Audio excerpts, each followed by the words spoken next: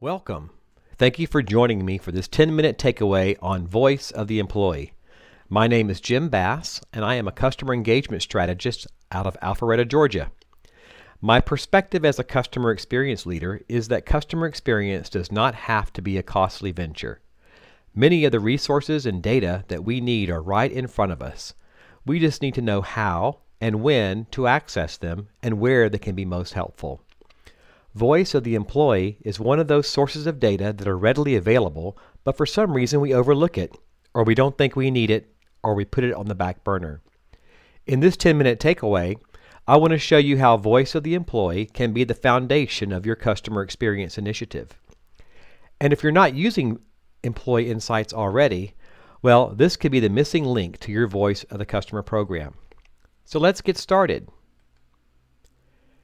Using Employee Insights can play a vital role in your company or organization. Voice of the Employee is probably best known as a way to boost morale, improve employee engagement, or increase employee retention. But it can do so much more. It's one of those critical steps to starting a Voice of the Customer program.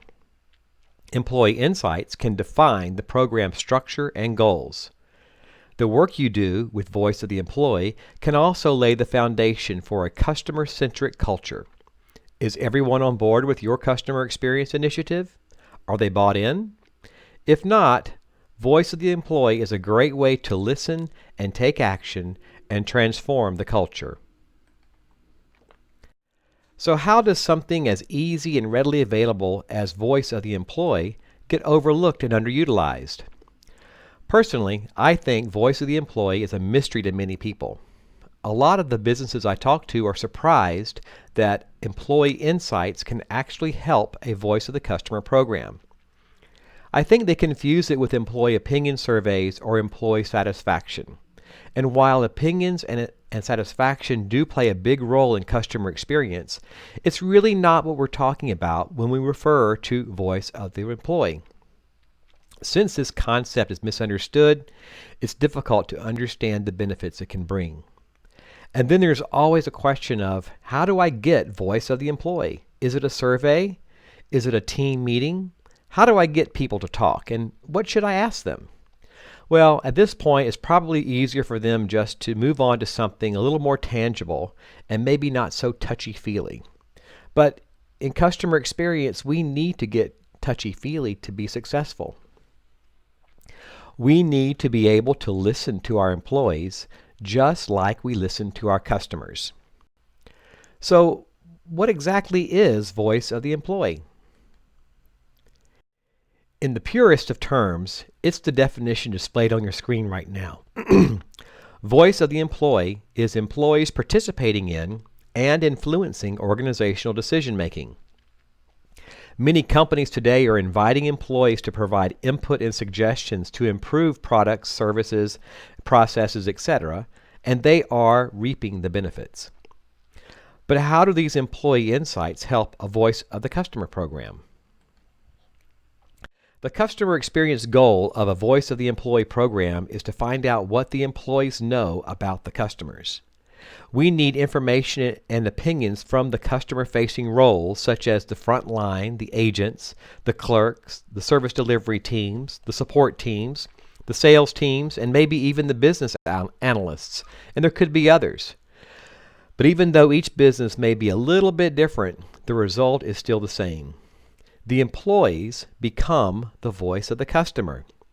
Everything that they know can be translated into something actionable. So think about how that information could help you when you're starting a Voice of the Customer program. When you start with Voice of the Employee, you don't have to wait for surveys to be designed. You don't have to wait for customers to respond. You don't have to spend money to get started, and you can get to work immediately. And your survey design and Voice of the Customer program can be customized based on the insights that you've received.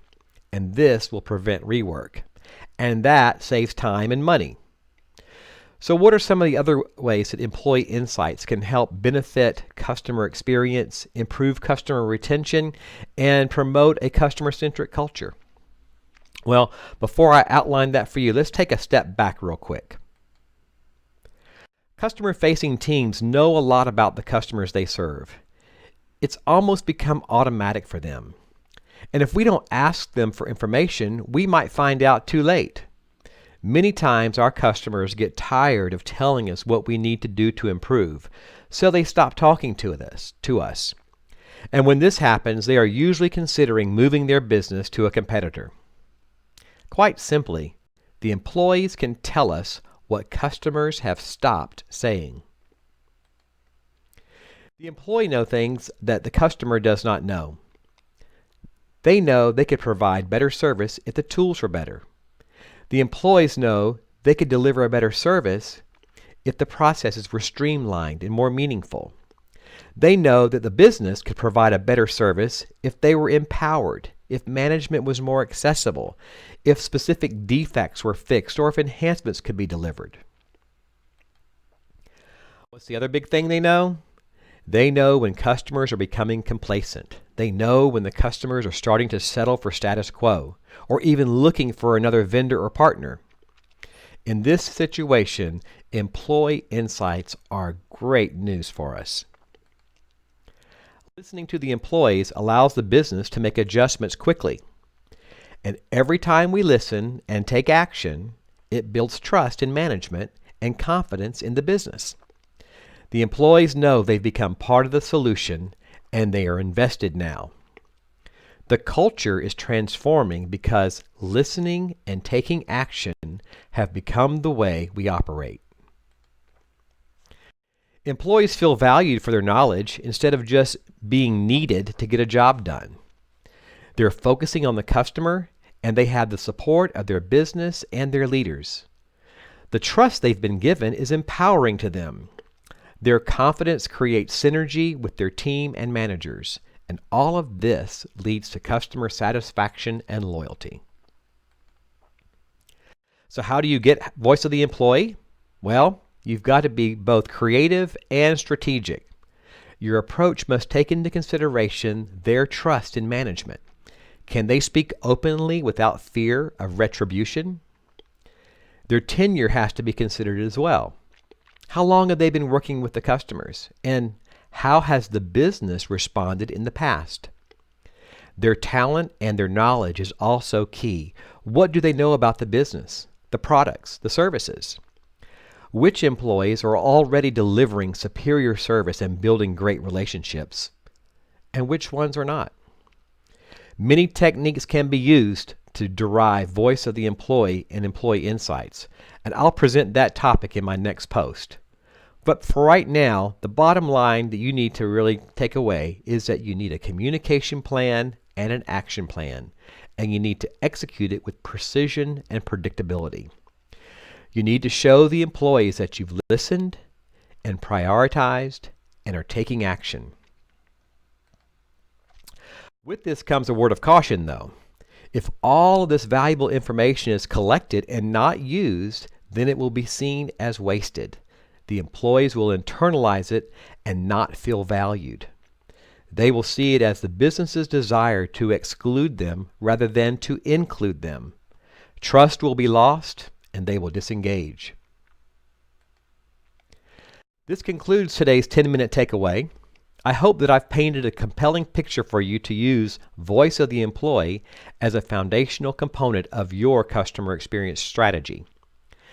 Employee insights can help jumpstart your voice of the customer program. It can maximize the insights you receive. It will save money and time. And most importantly, it can be that catalyst for change that can transform your culture into one of customer centricity. Thank you again for joining me today. If you want to continue the conversation, connect with me on the CXPA community, LinkedIn, or Twitter. And be sure to check out my blog entitled Designing the Difference at cxfundamentals.com. Thanks again.